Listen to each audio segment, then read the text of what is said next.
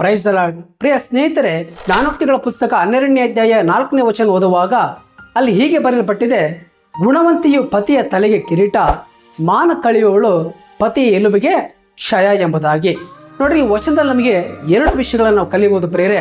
ಮೊದಲನೇದಾಗಿ, ಸದ್ಗುಣವುಳ್ಳಂಥ ಸ್ತ್ರೀ ಅಂದರೆ ತನ್ನ ಪ್ರವರ್ತನೆ, ತನ್ನ ಬುದ್ಧಿವಂತಿಕೆ ಮತ್ತು ತನ್ನ ದೈವ ಭಕ್ತಿಯಿಂದ ತನ್ನ ಗಂಡನಿಗೆ ಗೌರವವನ್ನು, ಸಂತೋಷವನ್ನು, ಸಮಾಧಾನವನ್ನು ಮತ್ತು ಪ್ರಖ್ಯಾತಿಯನ್ನು ಕಿರೀಟವಾಗಿ ತರುವಂಥವಳಾಗಿರ್ತಾಳೆ.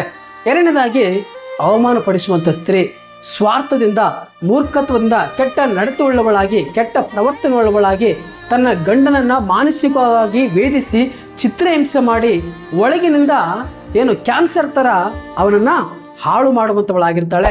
ಕೊನೆಯದಾಗಿ ಈ ವಚನ ಹೇಳುವಂಥ ಒಂದು ಸಂದೇಶವೇನಪ್ಪ ಅಂತಂದು ಹೇಳಿದ್ರೆ, ಹೆಂಡತಿಯ ಒಂದು ಪಾತ್ರ ಗಂಡನ ಸ್ಥಾನವನ್ನು, ಗೌರವವನ್ನು ಹೆಚ್ಚಿಸುವುದಾಗಿ ಇಲ್ಲವೇ ನಾಶ ಮಾಡೋದಾಗಿ ಇರಬಹುದು ಎಂಬುದಾಗಿ ಸೊಲೊಮೋನ್ ಹೇಳುವಂಥವನಾಗಿದ್ದಾನೆ ಪ್ರಿಯರೇ.